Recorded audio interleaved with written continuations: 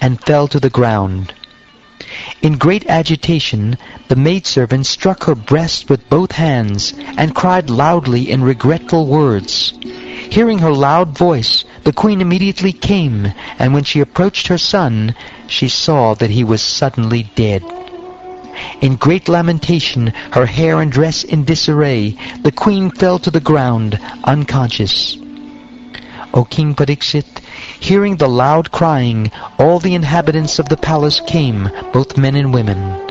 Being equally aggrieved, they also began to cry. The queens who had administered the poison also cried portentously, knowing full well their offense.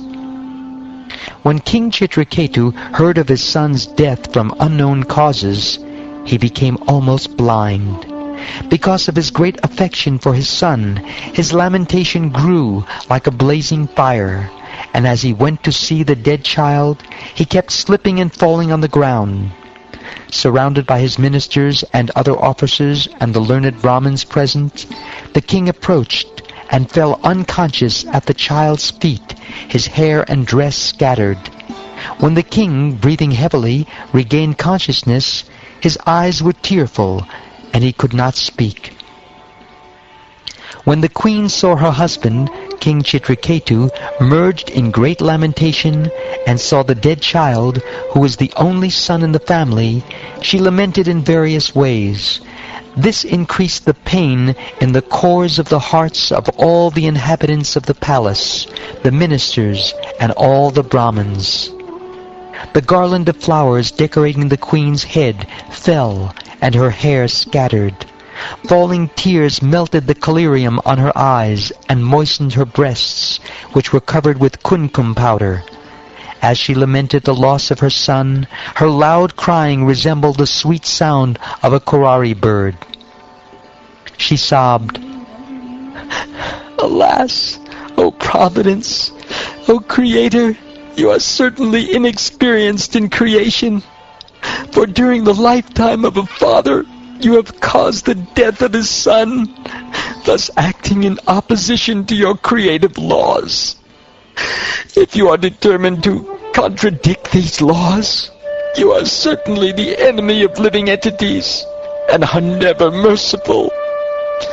My lord, you may say that there is no law, that a father must die in the lifetime of his son, and that a son must be born in the lifetime of his father, since everyone lives and dies according to his own fruitive activity.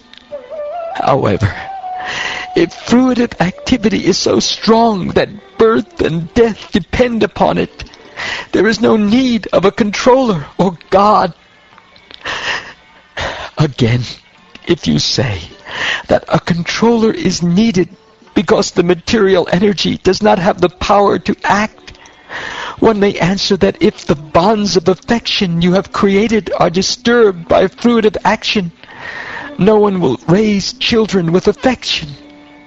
Instead, everyone will cruelly neglect his children.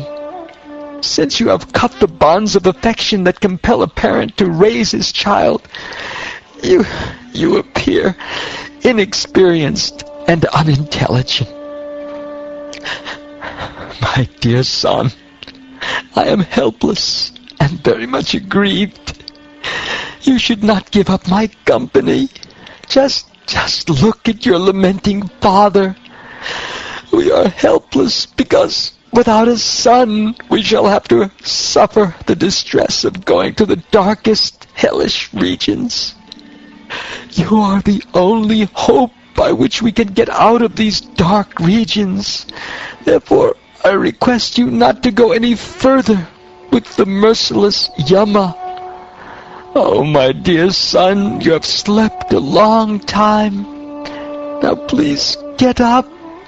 Your playmates are calling you to play.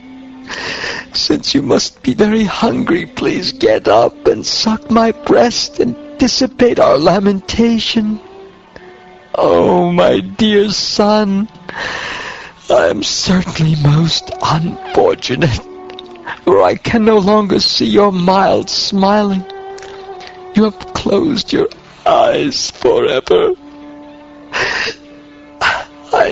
therefore conclude that you have been taken from this planet to another, from which you will not return.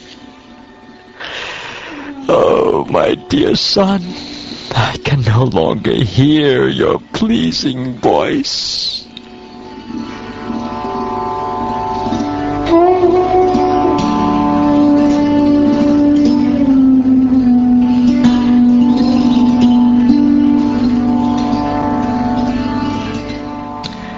Accompanied by his wife, who was thus lamenting for her dead son, King Chitraketu began crying loudly with an open mouth, being greatly aggrieved.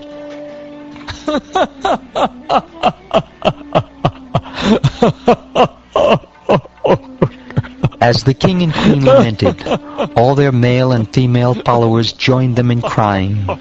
Because of the sudden accident, all the citizens of the kingdom were almost unconscious.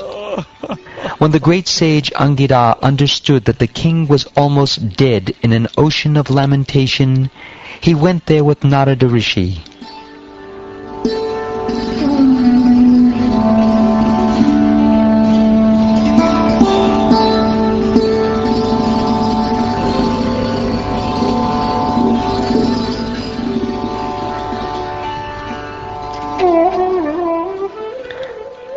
Thus ends the 14th chapter of the 6th canto of the Shrimad Bhagavatam, entitled King Chitraketu's Lamentation.